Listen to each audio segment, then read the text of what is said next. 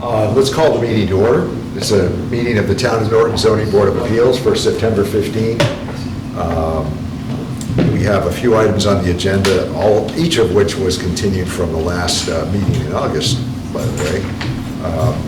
I'm Tom Noel. This is Paul DiGiuseppe, our Director of Planning and Development, Jim Tenore, David Wren, Lucas Wasiak. And it will be, well, I'm forgetting who is voting on what, if there are any changes tonight, so let's just take them one at a time, I guess. The first item on the agenda is the application of 269 West Main Street, Carlos Silva. The owner is Wayne LeBlanc, trustee. We continued this at our August meeting. The paper agenda says the applicant's looking for a finding under 175-1.5E and variance relief. And who is here to present the application again? Could you introduce yourself for the record? Hi everyone, my name is Carlos Silva, and I'm the one I have the dimensions you requested from the last meeting on the engineer plot. Great. Yep, a new plan has been submitted, an updated plan, I guess. I'll share that on the screen too. Oh, okay. I should have it here, maybe.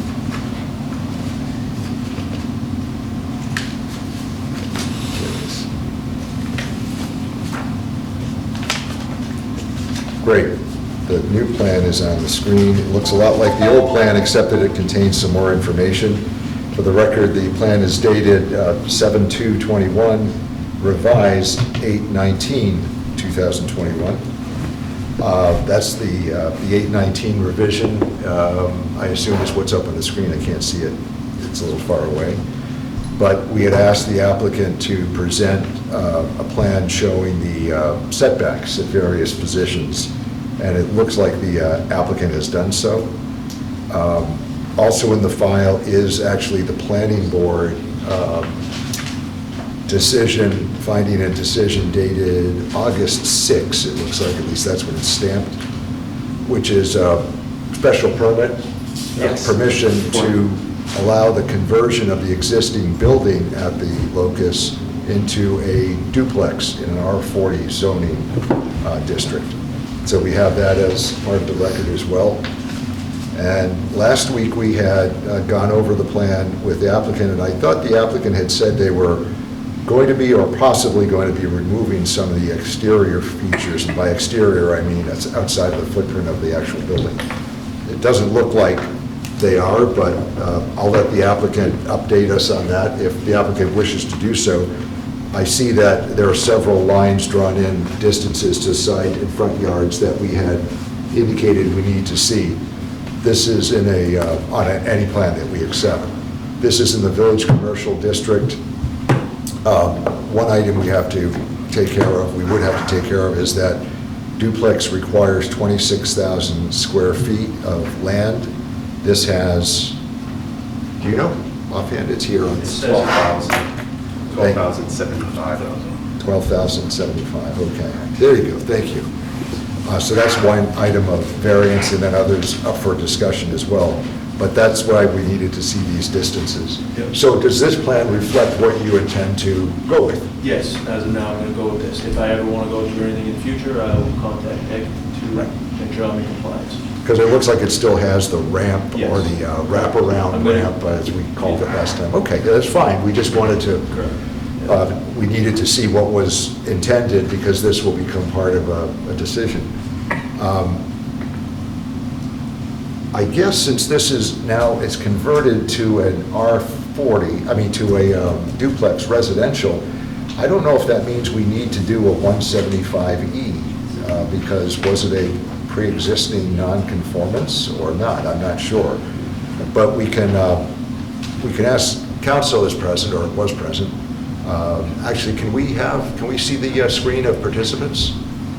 So he's presenting. Oh, I'll stop I see, here. thank No you. worries.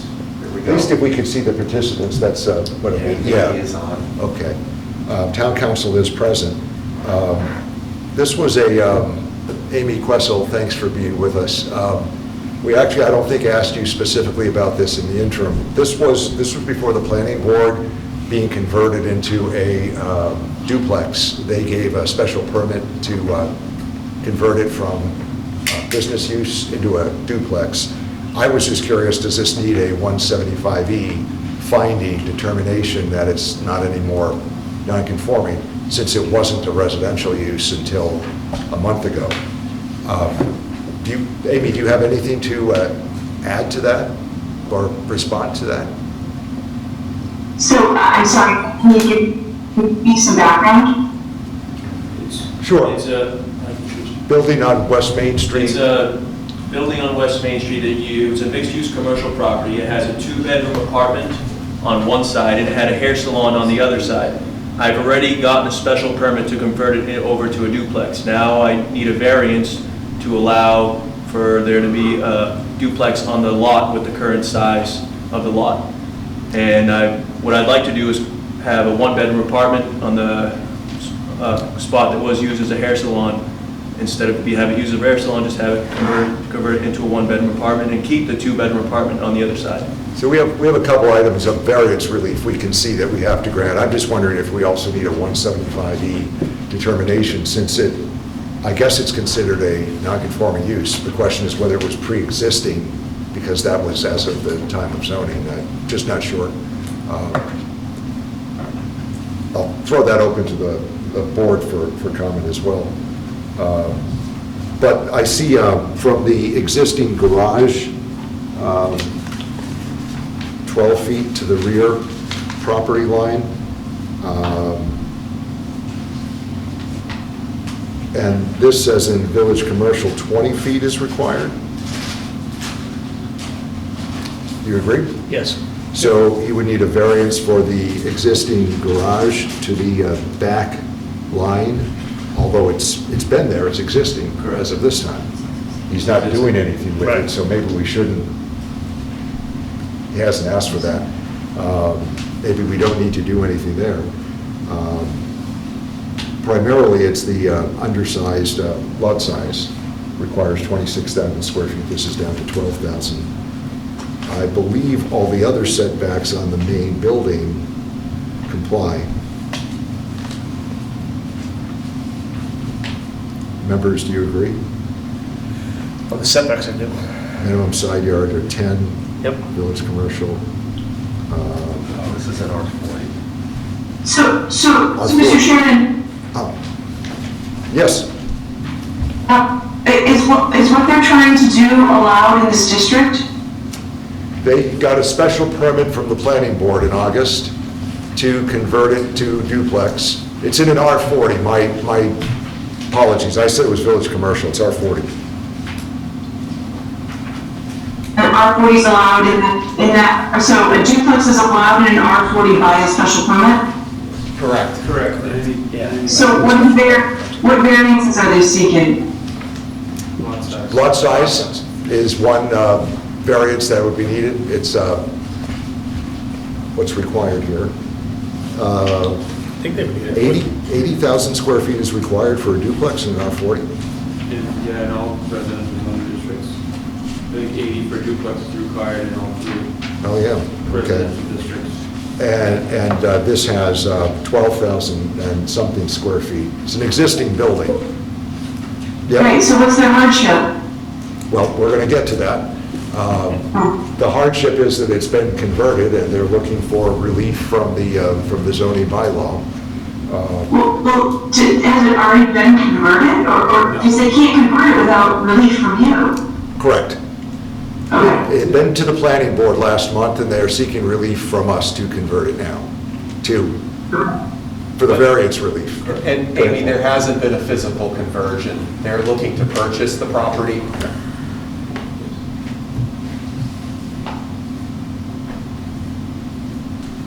What is it, so it's right now, but it's now, the lot, but wait a second, the lot right now is non-conforming no matter what, right? 12,000 square feet can't meet any of your requirements. That appears to be correct. So, Okay, yeah, so it must have been a pre-existing non-conforming, though it was a mixed commercial residential use. I don't know about the history of that. We don't know about the history of that. I don't think that matters, because it was a pre-existing non-conforming lot before, it's still a pre-existing non-conforming lot. I think you just have to determine if the special permit use will be more detrimental to the neighborhood. I think it's a fine one. Okay? Yeah, and the variance would be allowing the variance down to the 12,075 square feet from, You can't grant a variance, there's absolutely no way they would qualify for a variance. as to They lot have size? there's no hardship, they've chosen to convert this, but I don't necessarily think they need a variance because it's a pre-existing Right. non-conforming lot. Right, The only thing you're doing is changing the use to a special permit use, so all you have to do is make a finding okay. that what they're doing is not more non-conforming. That's what I was asking principally. We surprised this council, we hadn't run this by her before, so I appreciate the input. That's exactly what I was asking, Amy, thank you. I assumed the variance would be part and parcel, but I think you're right, they're not changing the footprint at all. The use changed according to the planning board. They wouldn't qualify for a variance, there's no rule. Okay. So, discussion?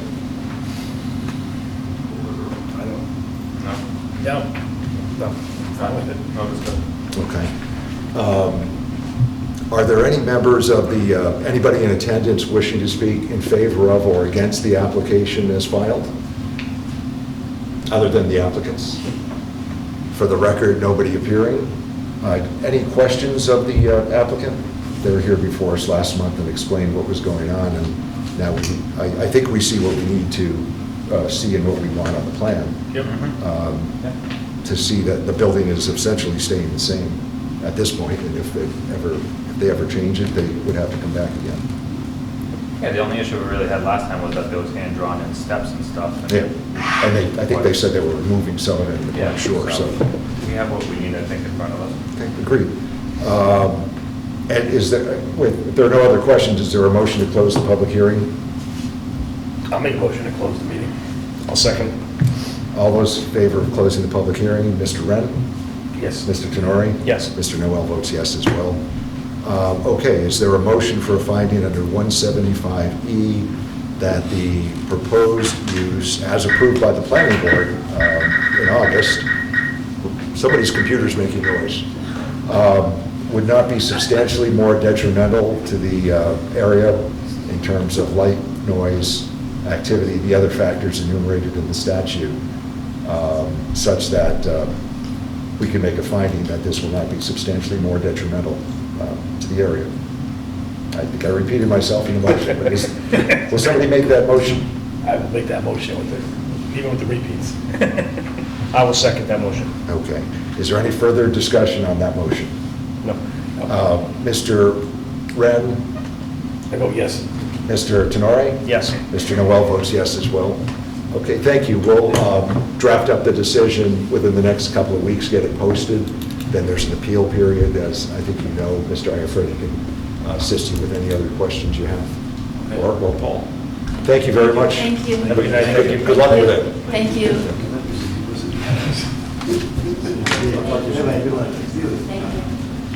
Good night. Okay. Next item on the agenda is the application of 34 Elm Street.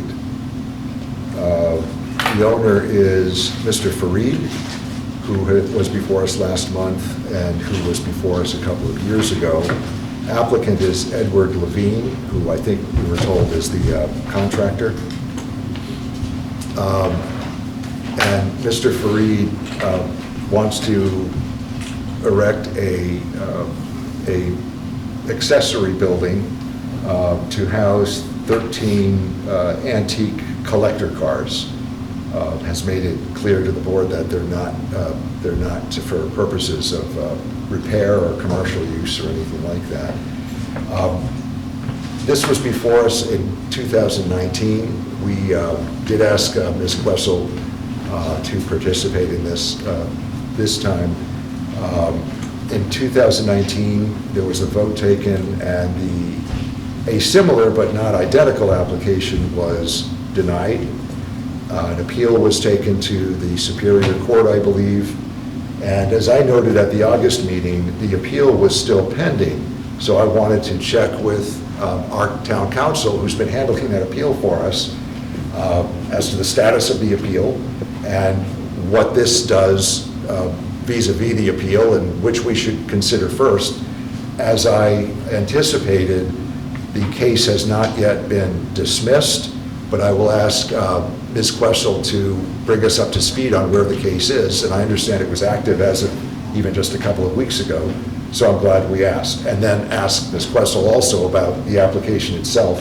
We had discussed whether this was an accessory use under the bylaws that we could permit, and that's a question of some judgment, and we wanted to get some guidance on that.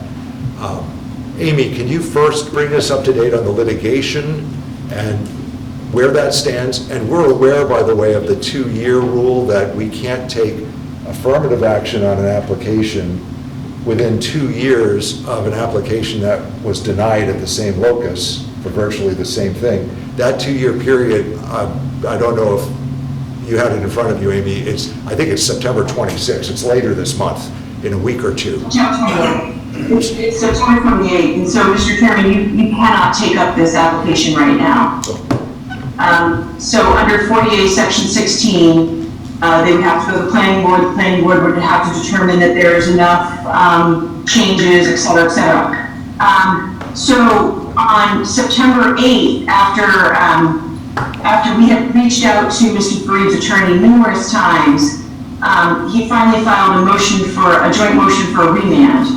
So this will be coming back to you, but it has to come back to you on a remand. It can't come back to you this way. By filing on his own, he's within the 2 years, and you guys cannot hear this application. The joint motion for remand was filed on September 8th, and we don't have a ruling from the court yet that I've seen. But once we get a ruling from the court will remand it back to you, and then the 2 years don't matter, none of that matters. So you'll get a remand in front of you. But right now, this application absolutely, in my opinion, cannot be heard because it violates 48 Section 16. So we are waiting for further word from you on a remand to take some action. The remand, will that be of the original application then, which has now been? No. It's been No, amended? doesn't have to. Yeah, okay. He files an application, it's a remand application. With a remand, he doesn't have to pay a filing fee, and he can come in with whatever he wants to propose to you. So we agreed to a joint remand because we were informed by his counsel that he would be coming in with a smaller building, something more palatable to the board, I think. But we didn't, obviously, we didn't have plans or anything, but that's what we were informed. So, so in that instance, he'll file a remand application with you for a new proposal, a reduced size possibly, and you'll treat it as an application. It's a new application, but he doesn't have to pay a filing fee.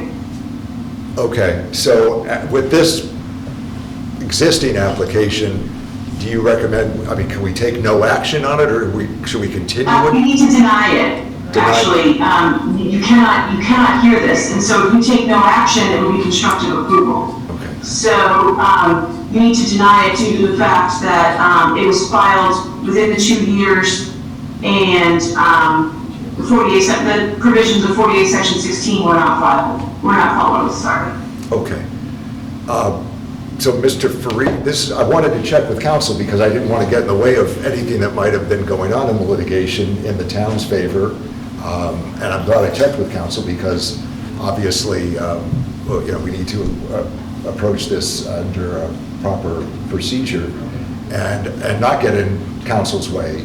Litigation was filed and we're in it, and it's been, a cost to the town. So I certainly recommend that we see that through, and we're hearing that a resolution is at hand, but until the court stamps it and gets everybody's approval, council's approval, it's still there, and I certainly would not get in front of that.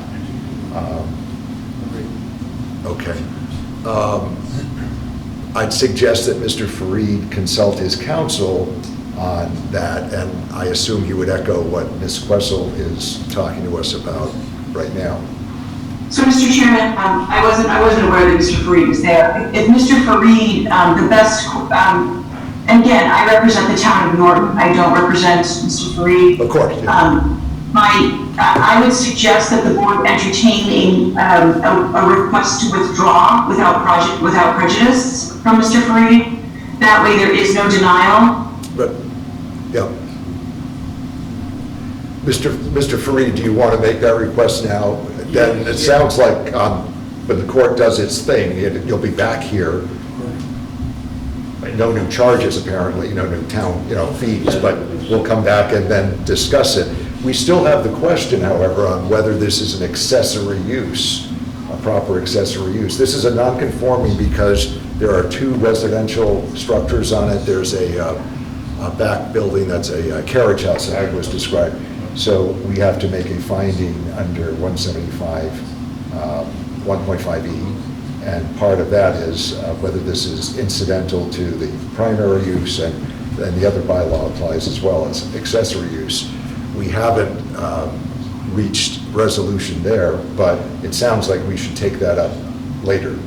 And when we've given that some further consideration. Mr. Fareed, do you understand and concur in what we're talking about? Yeah. I'm sorry. Yes, just to be clear, so you're waiting for the court to settle it, to both parties' agreement to remand, I think she said. Yes. So then we would refile the plans that you have for the reduced height building. Whatever you want. Well, it would be the, Consistent with what the terms are. That's exactly why I didn't want to come in front of council, because this has been in litigation. You've been paying, and the town's been paying attorney's fees on this, talking back and forth. I don't know what that resolution is or what it says. So I advise you to contact Mr. Fareed's counsel and say, okay, what is it that we've agreed to in the litigation, and then go off of that. right, so if you dismiss without prejudice and withdraw it, If you- we can file without paying the fee again, the same exact plans and everything you already have. The 2 years would have passed. Whatever plans you want, right. Right, and then we'll decide if the smaller building meets the accessory definition. So would you agree to withdraw this application? Yes. Will you ask us to withdraw it? Yes. Okay, hearing The that. alternative would be a denial. Mr. Chairman, Mrs. Chairman, one thing. Yes. The filing fee is only waived if this is a court-ordered remand. So when they come back to you after the court orders the remand, when they come back to you, the fee will be waived. The fee is not waived for any other application that comes before for this. Right, identical application. I don't want to So would that be the overinterpret. original or the one we've already paid for now that you're withdrawing without prejudice? You're withdrawing this application, so I can't speak to what the law says. I'm not going to reinterpret what counsel said. You may have to pay some fee, I don't know, because I don't know what it is that the court is considering. Having discussed this now, is there any further questions or discussion from the board members? Not at this time. There's been a request to withdraw the application. I would entertain a motion to allow the application to be withdrawn without prejudice, meaning we didn't take action on this, and it sounds like it would be premature anyway. Is there such a motion to allow the withdrawal of this particular application without prejudice? I'll make a motion to withdraw this matter without prejudice. I will second. Okay, and no further discussion? Nope. Mr. Wren, how do you vote? I vote yes. Mr. Tenori, surprisingly, how do you vote? Yes. Mr. Noel votes yes as well. Okay, so thank you, counsel, and thank you, Mr. Fareed, and your assistance, and we'll see you back when appropriate. But I suggest you contact your counsel about it. All right. Thank you. Thank you. Thanks. We still need to draft the decision regarding the withdrawal. I think we'll have to draft something saying it was withdrawn without prejudice. Okay, I think we did that. I think we've done that before. Recently. Yeah, we did it. It can be very brief, just mentioning what this is and mentioning 2 meetings, and, yeah. I like that. It's interesting. Okay, thank you for your assistance there, too. Next on the agenda is the continued hearing of 83 West Main Street. The applicant is attorney Daniel Rich. The owner is Gary Brennan. Yes. And Mr. Rich is here. Is Mr. Brennan here too? No, he may be on Zoom, but I'm not quite sure. Okay, well, that's fine. You're representing the applicant in the application. We asked council to be with us and discuss this with us as well. Ms. Questle is here tonight. I believe Paul forwarded the application and materials. This was a very convoluted application. Mr. Rich admitted as much. I don't think I'm not criticizing Mr. Rich or any of the participants. Mr. Rich was saying this is something he intended to be done in parts, that this was going to be the first part, and it involves some actions that apparently were taken outside of what had been permitted years ago, whether it's 10 or 20 or 30 years ago. Right. And it resulted in 2 contiguous lots. Actually, there's a 3rd lot involved, I guess. And a pool, an enclosed pool, was constructed over the line onto the applicant, the current applicant's lot, which is lot 79. The pool is owned by the owner of 83, which was Mr. Rich's, not this Mr. No, Rich. 79. No, 79 was owned by Clarence Rich. 83 is owned by Mr. Brennan. Oh, I'm sorry, I got it backwards. Okay, my apologies for stating that backwards. The pool was constructed over the line for whatever reason, and the title was never clarified. And now the applicant wants to convey his property. lot, his property. This is And is asking us to permit, I guess, a redrawing of the property lines, which would necessitate variances. I wasn't at all sure how to proceed with this, so we did get in touch with Ms. Questle. Part of what I had asked the applicant last time was to show us a more detailed, blown-up version of the actual locus, because you can't even see the distances involved. He's got it on here. I blew up from the PDF that we had last time, and I'm not sure it shows the distances that would result. But Ms. Questle, I would ask to advise us, to the extent she can on the current record, as to what the board can and can't do in this case, where we're being asked to grant a variance, in essence, to reduce side yard setbacks to, I think, 3 feet and 5 feet effectively, if I'm reading the plans right. Mr. Rich, did I summarize that accurately, except where you corrected the... Yes, I believe that's correct. Okay. The only reason why we didn't come in for the other variance yet is because the pool is built on 2 different lots. It encroaches on 2 different neighbors. And we haven't got the agreement yet for the other neighbors. They just signed it now, so I couldn't submit it until they've all signed off on it. That's the condo association that owns this lot back here. Oh, the pool encroaches on the condo association? And Mr. Brennan's lot.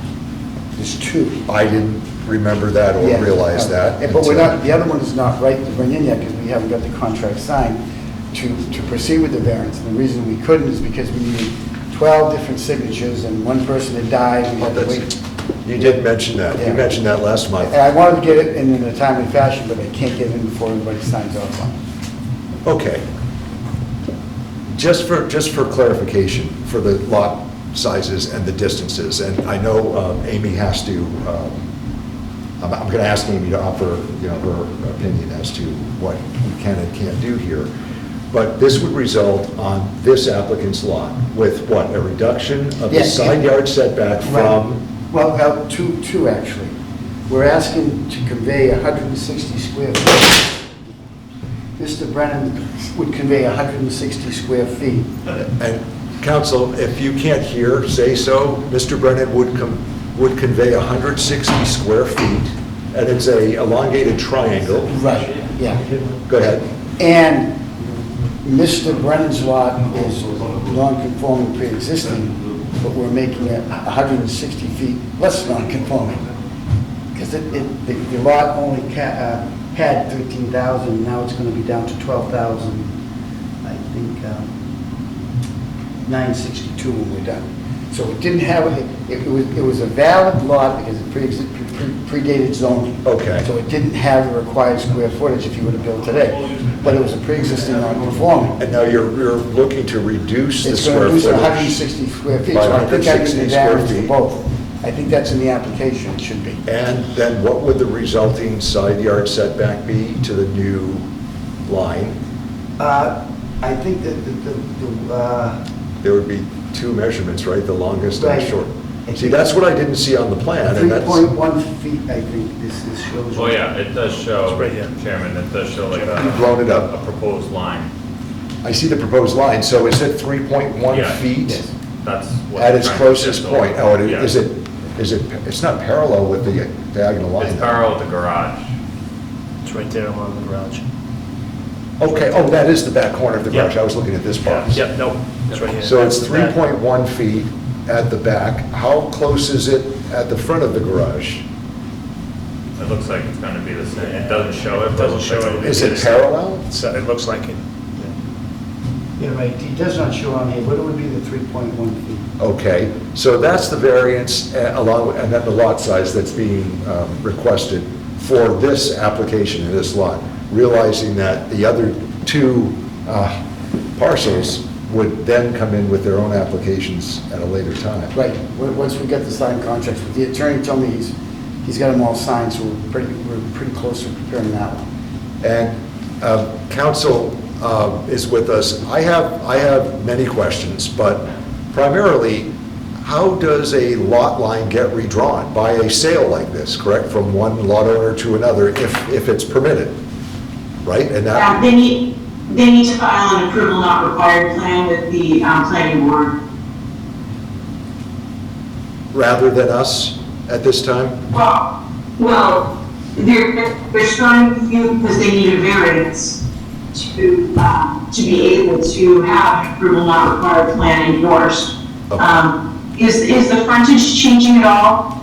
Not on the street, no. Street frontage stays the same. Okay. The lot size is being reduced. It was non-conforming, but it's being reduced by 160 square feet because they have to convey where the pool sits to the pool property. Right.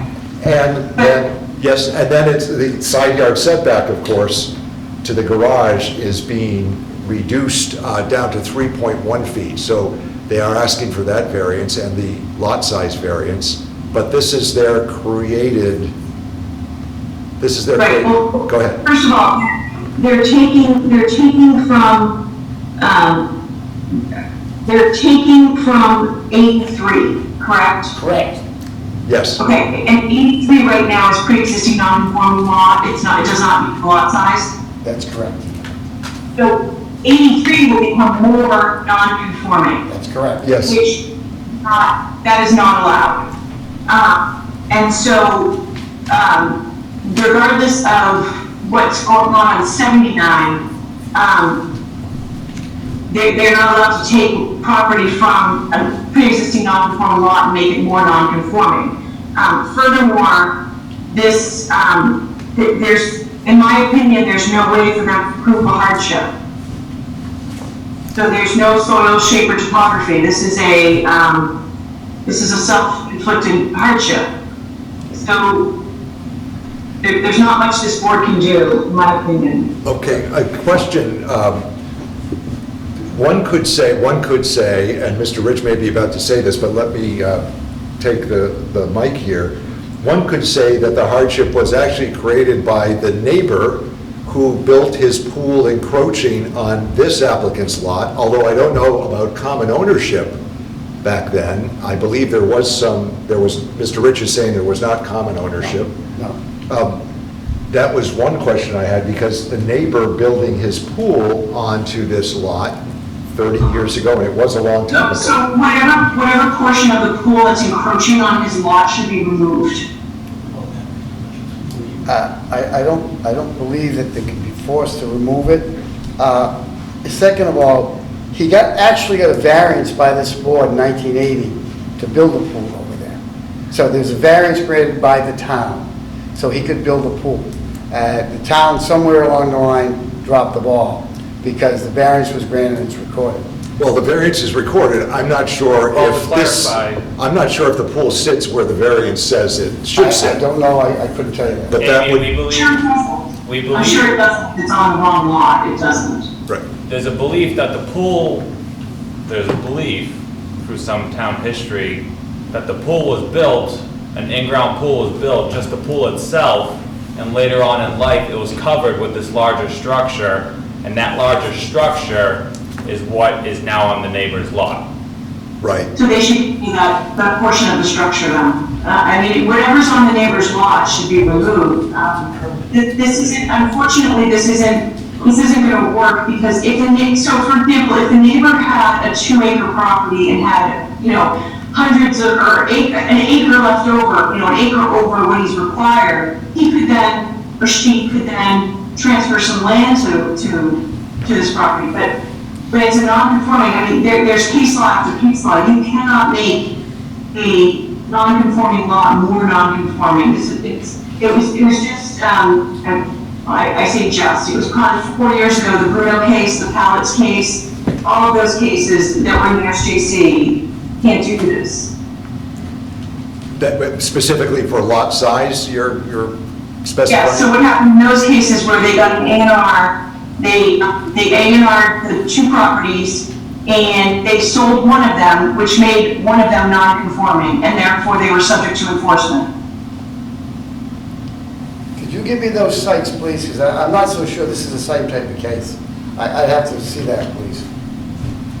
It's the case and the Pallets case, there's SJC cases. Bruno, B-R-U-N-O. Yeah. I mean, I think I have the sites here.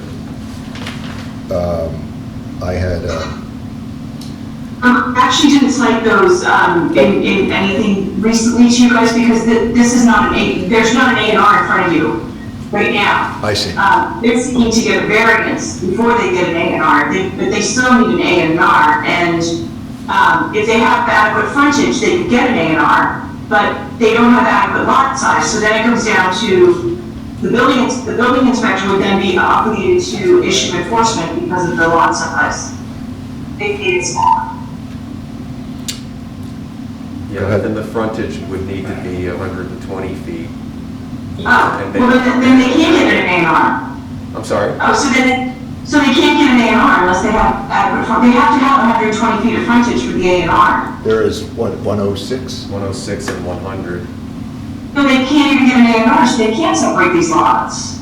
We're not separating the lots. They're already Wait, separated. does Amy know that this isn't nothing about new So buildings? they're just carving out a portion. Just Yeah. of existing buildings, we're Yeah. not building So anything they're, new. Yeah, so they're still reducing a non-conforming, they're increasing a non-conformity, which can only happen by a variance, but this board has to find the 3 prongs of a variance, which is soil shape, topography, hardship, and not derogating from the bylaw. So none of those seem to exist from the information that I was given. okay. Mr. Tenori? I just have a kind of is there anything that suggests because this thing was built over 30 years ago on that property, almost like they maintained that property?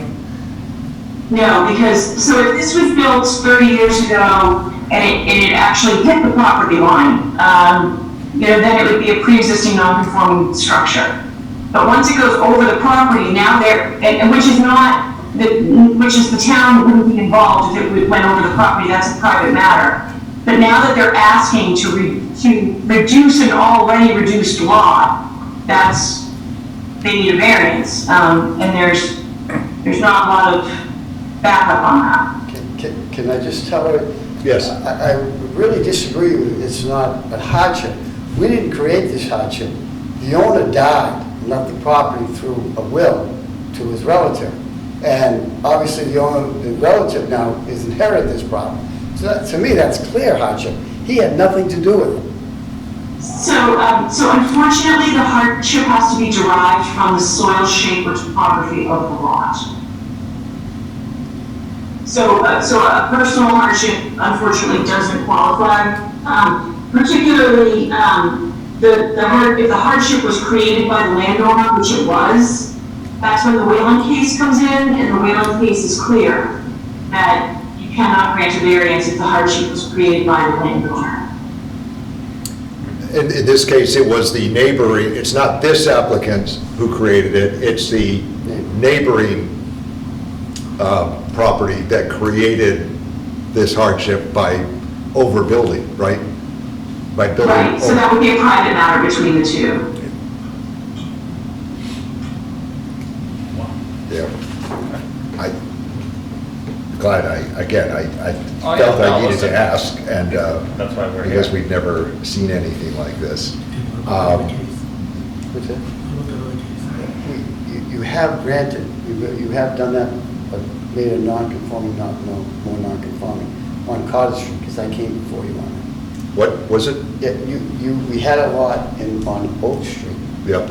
and the gentleman conveyed it away, making his lot no non-conforming. Then we came back for variance and we granted. Okay, well, I can look at that, but we're of course not bound by a prior decision on I'm just telling you. another land, but I'll look at that to see, maybe we made a mistake there. I'm not sure. Oh, can I ask a question? Yeah, go ahead. Can we continue this so I can talk to this young lady? So you can talk to The Ms. council? Questle, our counsel? Yes. I don't know, because I go through town manager to get town council involved. We could certainly continue the matter. I think that's probably the smart thing I to think do. it is, yes. Because nobody's trying to harm anybody else here, you, us, and not us, you. So, I understand that. But let's talk it out a little bit more. Question? See, basically, I had questions whether we could allow a reduction in the lot size, and then, as council first said, that means we now need to do a variance on the reduced lot size, which this applicant would have done. It's their application we're acting on. So if we say, yes, go ahead and convey it, then we have to say as a second step, well, now he's asking to go down to 3 feet from the side yard property line. Well, guess what? He did create that hardship. I mean, it was a worse hardship before, but he created the 3-foot setback. And it's a kind of a logical pretzel. It doesn't have a convenient beginning or end. I don't know how applicant takes care of this, but I'm not sure that council is saying we probably don't have the power to do anything on this application, this suggestion. Go ahead. Could you identify yourself for the record? Jonathan O'Reilly, 16 Barrow Street. Yes. So my question is, what would happen if 79 West Main Street applied for adverse possession and then took over the land since they've been there for 40 years? I don't know what would happen. I mean, that's a good question. Right? So it's been used for 40 years, it was permitted, and, under General Law, Chapter 48, Section 7, no action criminal or civil the effect to which compel the removal, alteration, or relocation of any structure by reason of any alleged violation of the provisions of 40A or any ordinance shall be maintained unless such action suit is proceeded, commenced, and notice thereof recorded in the registry of deeds within 10 years after the commencement of the alleged violation. It's been 40 years. This is like common sense stuff. Okay, what was the statute what was the section you just cited? Chapter 48, Section 7. 48, Section 7. Okay, thank you. And then you raised adverse possession, which I'm familiar with, but That But could that's only not- apply, Mr. Chairman, that could only apply if they go through the land court and Right. prove adverse possession. And then, like I said, if the pool ended at the property line, if the structure ended at the property line, it would be a pre-existing legally non-conforming structure because it's been over 10 years. It's the fact that it goes over the property line is the problem they're seeking a variance for. So if they go to land court and they file an S petition and do an adverse possession and come back, they don't even have to come back. Because the lot line changed by land court. Yep. Right, that's what I was getting at. That's what I was getting at by that structure being on there for 30-some odd years. So It's that, almost like by that property piece being maintained, I think they can claim it as theirs. Adverse possession, Well, the basics. it has to be adverse, it has to be open notorious. I mean, there's a lot, adverse possession is not, it's It's not a given. particularly easy to prove, Right. but. It's not a given, but the point is, it's not our realm to do that. It's up to a court, and specifically, I'm hearing land court. It's a legal principle, if you've been on someone else's land, open and notorious, for a certain amount of time, and they've not done anything about it, then the court can reform it. But then it's the court doing it, not us. Not us. And that seems to be what our counsel is telling us, the applicant should be looking at, although she's not giving legal advice to the applicant, of course. But would you keep talking about this, but do you want to I ask still to would like continue? I would like to continue. I understand, certainly understand. Did she write a letter of opinion, because I never got anything from the... Well, I asked for something from her, so it's privileged material. She's obviously spoken at her advice to the extent she has tonight publicly. Other questions or issues? I don't mind putting this off to the next meeting, but I'm not sure what I'm going to hear at the next meeting is going to change any advice that we've gotten from council. Still, I'll give the applicant the opportunity to take a look at this and I would request if I could. consider his roots. I would be comfortable with that. Yeah, I agree. Is there anything I think else that's to ask about of our council or of the applicant right now before we do this? Amy, we're being asked to continue it for a month to the next meeting, and we routinely, if an applicant asks us when we run into rough spots, we routinely grant that continuance, as a courtesy to an applicant.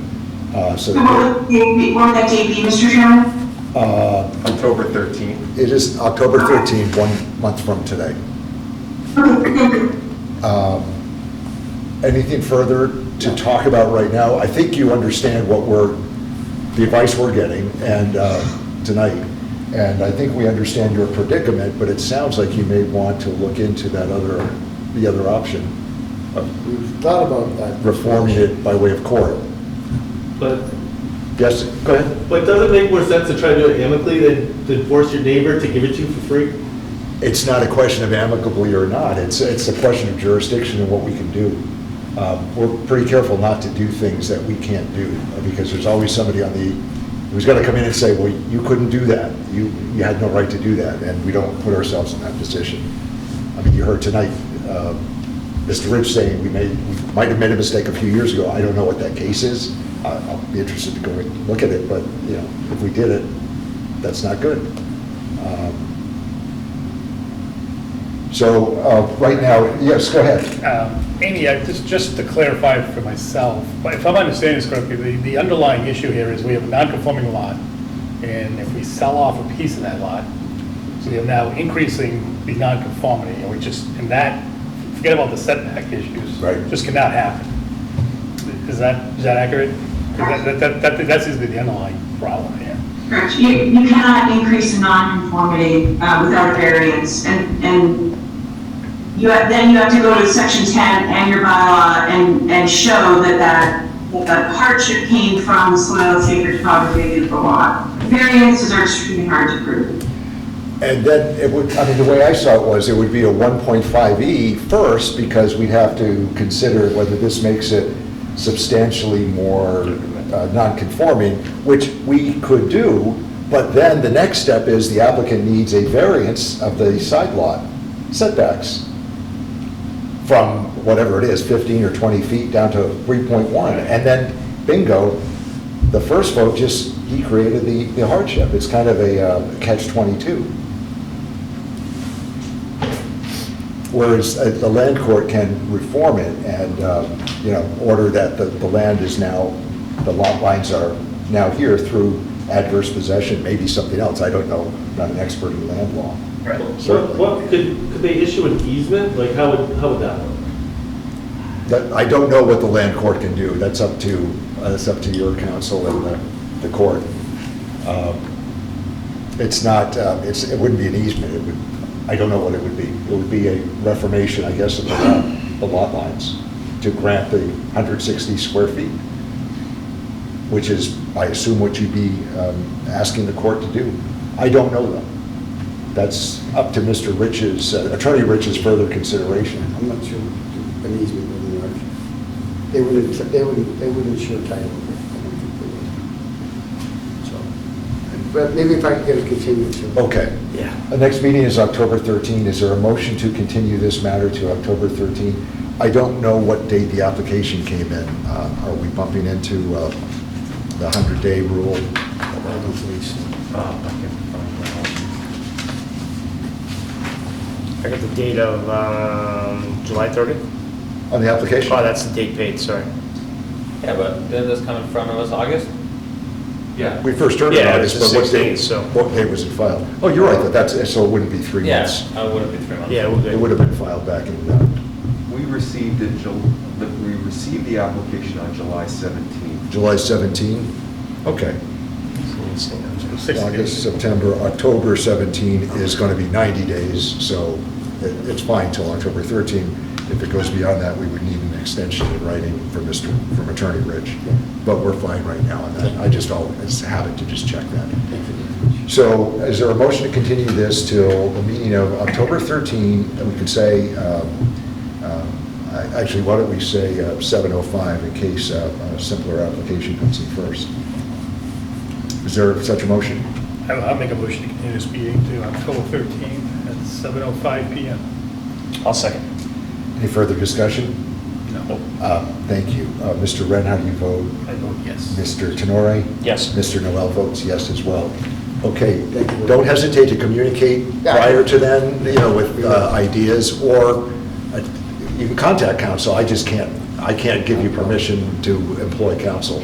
Thank you very much. I appreciate you. That's up to you and counsel in the town. Thank you. We'll see you in a month anyway, and let us know in the meantime I will. what else there is to discuss or look at. Thank you.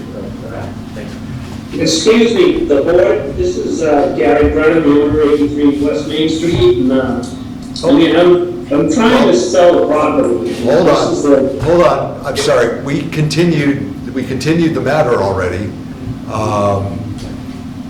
And you didn't give me a chance to speak up. I didn't give you a chance to speak up. I didn't know there was anybody speaking up on the matter. We just continued it to October.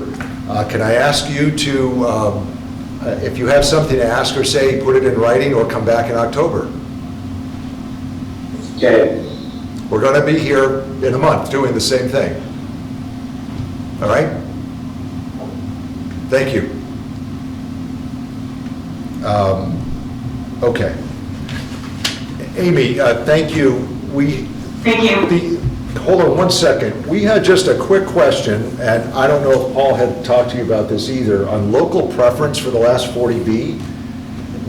Apparently, it's in the decision, and it wasn't meant to be, that we have the option of declaring local preference for the last 40B.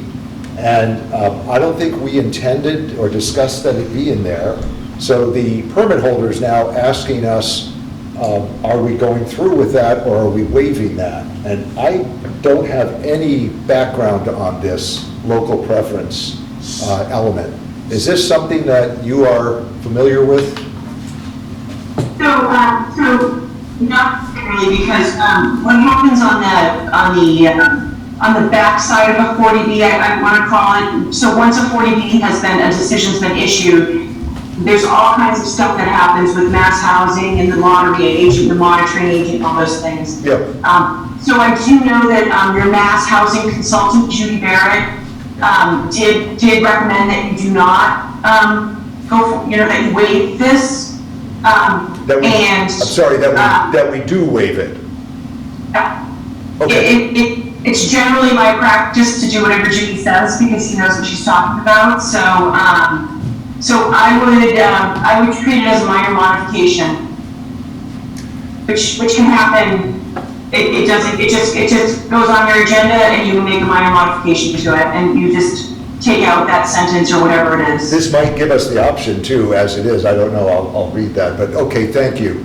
Okay. We'll go with Judy's advice. You said, I don't think you meant to say it, but you said you thought her advice was to waive the local preference. Yeah.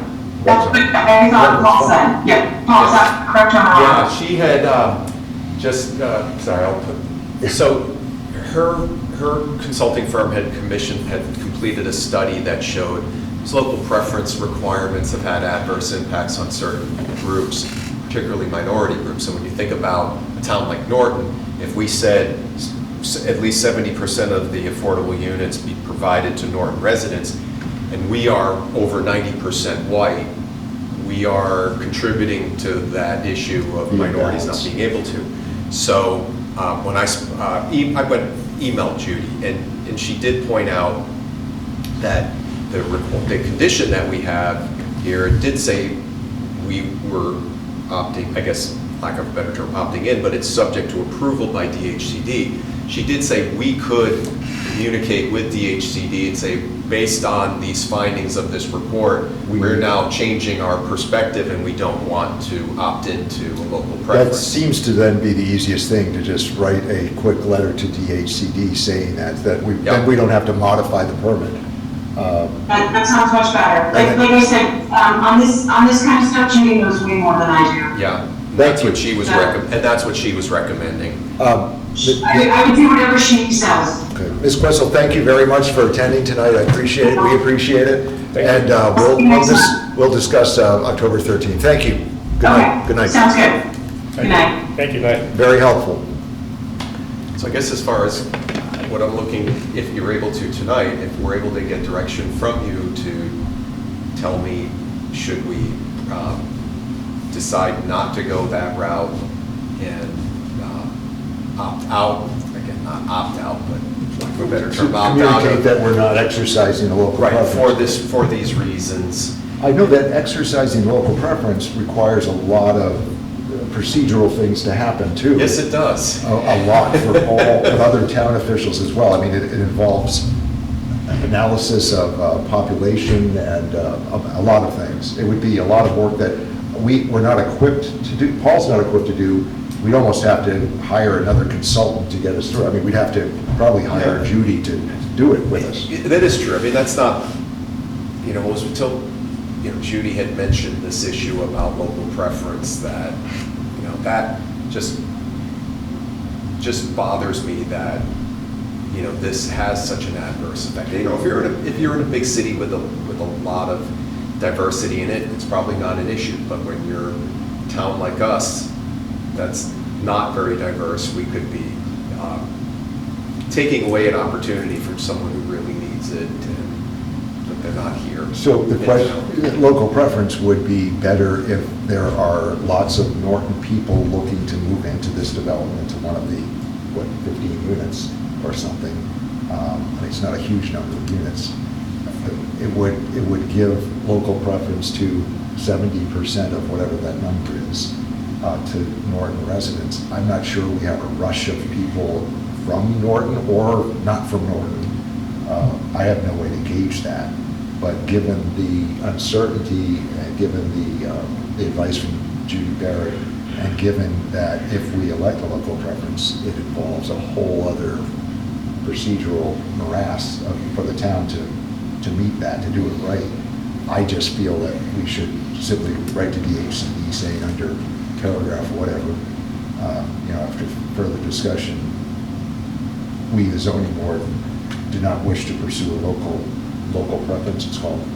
Right, local pertaining preference. to the comprehensive permit. I guess to play devil's advocate just a little bit. Please do, on this. please do. It's a policy decision, so please. But I guess the drawback to that is, Norton has become very expensive. Correct? It's not, so you have you have town employees, you have people who live in this town, grew up in this town, who cannot afford to live here, perhaps. So I think you're also excluding them, potentially. You're not excluding. Well, you're excluding them, but you're not giving them a preference, I'm sorry. Right, you're not giving preference to them, that's true. I think our biggest issue last time is because, I'm for a local preference, I believe in it. I think the issue, because you have people who are living or renting in other situations that may want to live in one of these affordable units, kind of what Dave's saying, but our biggest issue was, is it local preference for 6 months and then it's open market, and we sort of as a group said, what are the rules, what are the stipulations? So if someone said, hey, no, you guys can set that parameter up and say, we'd like to have local preference, advertise locally for 9 months. If it doesn't get filled, it's open market, whoever comes in, at least we gave a shot to the people who live here and have kids in our school system who care about our town, and then we now are open to the market, whoever outside of our town wants to come in. That was my position on it. Yep. But no one's explained the rules to us. It's rational. All of these comments are rational that we don't know because we don't know the process. This, we don't have to decide tonight, and I hate to keep extending things, that's all we've been doing lately all summer, but could we ask Judy Barrett to be with us at the next meeting to answer these questions? I mean, how The long is question it? is how what, long what's is the it good for? parameters? Right. Like, what are the parameters, and are we setting those parameters, or is it, once we say, no, it's not, we can't waive it, there are parameters that, now it's 3 years. Well, I wouldn't want to stick it to 3 years. Right, because then you have vacant units. Exactly. Is there a set Yeah, of parameters when you blatantly say, who decides that? Yeah, Do we set up that program? yeah? If we is- have a chance Is it to- already, I wonder if it's already set by the state, but I guess, Exactly. my guess is that's probably already set somewhere. I think it has to fall within certain boundaries, and that's So- why I'm saying there's a whole process. But Judy can probably answer these questions, and maybe I should have thought to have her, I mean, I too am for local preference. I know, there are some people that rent houses, maybe, I don't know. Yeah, I'm not even sure if I'm for or against it, I'm just not sure I understand. I agree. I agree with that most of all. Fine, why don't we ask Judy, I assume I can ask her to be here, I don't know if her contract is up or anything like that, but I can inquire. Ask them, or, maybe she can also respond via email too. Yeah, an email would be great if we could, at Okay. least, some sort of, Some when you sort of- say this, it triggers this, Right. and you can't get away from that. What are the parameters as to the time that it would be local Yeah. preference? And if there isn't any, can the board amend it and say, we're not gonna drop it, we would like to amend it and say this? What we said is 70% of the affordables. How many affordables were on this? 25. Is Oh, this this the is same, 20. is this the process where it becomes like you have to advertise, then it's a lottery system based on? Yeah. Okay, so I bought a unit like that, I bought a condo in Stoughton like that. Oh, yeah? And the only reason, so it was only 40, it was 40 units and only 6 or 7 of them were affordable. And the only reason I got it was because I was local, because I lived in Stoughton. So I have experience, I was 21 at the time, Yeah. and I was single, but I understand why it's important. Are you saying you wish you were single still? But, Wait, we're on yeah, this. come on, don't answer that. I'm Let trying me to meet get, again. trying to get Lucas in trouble. Advice of your counsel, I'd say don't answer that. Very Also, good. I understand absolutely what you're saying. Is it up to this board to set the parameters for local? I or think you just do have the us? ability to communicate what those are. That's what we. There was a that's what I time would frame on ask this you. one, it was, I think it was 9 months or 1 year, and then after that, the rest of the units would go. But they were filled in my Yeah. situation. I just wasn't sure if we said, okay, yes, we want local preference, hand it over to Paul, or whoever we hand it over to. Right. And No, you the come up board with the would process, set yeah. that, the board would. But that's what I want to ask Judy, what are the I mean, I don't know what we can say. guideposts? Because this would be, what, 16 mean, units? right. 16 up to 25 Yeah. affordables would be local, open for local residents for some period of time. It's obviously Yeah. not forever. I mean, it doesn't really seem all that appropriate for the zoning board of appeals to determine what the local preference parameters are. 'cause I mean, then Well, again, but we you're set the- the but you're parameters the- of special but permits. you're the though. deciding There's not a board major for the presentation comprehensive to us to permit. explain it. We're the Yeah, deciders. we set all the guidelines. But let's get Judy's Well- input to ask her these questions and then go from there. And if we want to do it, then let's do it. It'll be the My biggest first thing is time. the time frame. I think that's my number one.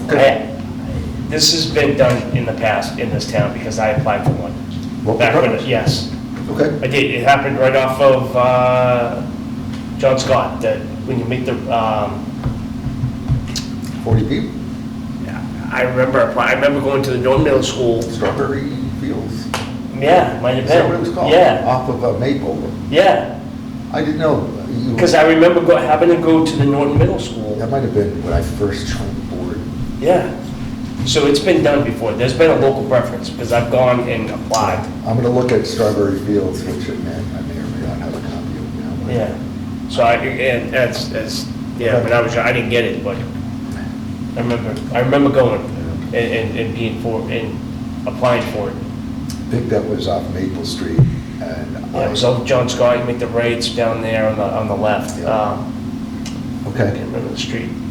Well, let's see what Judy says. We'll see if she can either attend or give us some guidance, which she might have already done. I mean, I know she emailed us back in June or July, but, you know, if she refers us back to that, that's fine too. Let's find out. I remember that Tuesday. Thanks. But, you know, if that's the direction we go, if that's the direction you want to go, we'll get something drafted, but We'll just have. Yeah, we'll have to Shane figure take out. it over. Shane, you don't have experience with local preference, right? I'm sorry. It's been a long day. I was wondering who he's talking to too. Back in the book, 10 minutes ago. Nick. Yeah. I don't have any experience in it, but I mean, again, I would talk to Judy, but I. Nick said he'll do all the paperwork though for you, Paul, so. I mean, for what it's worth, I don't necessarily disagree with Lucas. If you can put parameters to it, you know, maybe lessen the curse a little bit for the contractor, the developer, but still, you know, tend to the needs of the people in town or. Yep, let's see what's involved. Okay, thanks. Yeah. You may be tagged to administer it, but, Add it to the list. okay. It's a growing list. Like you're asking for a buck or Thanks for thanks for being here tonight also. Absolutely. Or We'll get a more situation that can't afford better. to it at the next meeting, obviously. Get into that situation. Okay, is there anything else to come before us? no. No bills or warrants? Anything for the next meeting, or is it pretty quiet, Paul? Something just came in. No. I haven't had a chance to look at it, but it's actually similar to the case at 269 where they're applying for a special permit for a duplex and need a variance. We're getting a lot of duplex applications now. Interesting. Housing, Because people need housing in Yeah. town. yeah, which is exactly what you guys are talking about. Okay, well, keep it quiet if you can. No applications. No applications after 6 at night or something. I don't know. Okay, anything else before us tonight? No. And Paul, we're all set? We are. You still need help in the administration? Help is on the way. Monday, we have Brian Carmichael, no relationship as far as we know. I saw that name on the Yeah. board agenda, I go, Yeah. whoa. Just had dinner with the former building commissioner. But no, he is a local resident, he just graduated from Fitchburg State. So he's starting Monday. Plus, we might also, we at last week's select board meeting, they also did hire a recording secretary, so I'm working with the town manager to see if we can divide up, because there's a whole lot of minutes now between All the boards. between planning board and you since May, so. Just post the recordings. I thought there was a way to do that. We have to adopt that, though. The select board has to adopt that as the official way, or maybe town meeting does or something. But I had suggested that 10 years ago. They used to have cassettes. They used to have a box of cassettes. We still have them. You brought a cassette, when I first joined the board, you were still bringing your little cassette recorder. There is that's a little digital recorder, right? Yeah. I still have that. I think that belongs to the town. Right. I Well, I still remember have it. when I first started, they weren't even recording on audio. Really? On video. On video, I don't right. think the meeting. No, it was only once in a CBA. while. CBA. I don't think so. The planning we did. No, we definitely weren't filming. I remember When I first you started, having we a were being filmed. CBA, we didn't get filmed until No, last only summer. one. I remember you having a recorder. But once in a while, not every month. Not everyone. I remember. Oh, in the town hall upstairs? Yeah, that camera, maybe twice, I remember. Yep. Yeah. Or sometime in the old select board's room. Yes, yep. But that was only for when it was convenient for the videographers or the cable access, whatever it is that assigns that. And it wasn't on a regular basis, so. But he'll start Monday, Yep. and we'll start catching up. That'll be that's one of our priorities, is getting caught up on that. Very good. Is there a motion to adjourn? I'll make the motion to adjourn. Second. You made all the motions tonight, Dave. How I did. Unusual. Good routine. Like you stare at me. All those in favor? Well, it just makes it easier on him. It goes. Anybody, nobody objecting to that? We're adjourned at 8:10. Thank you.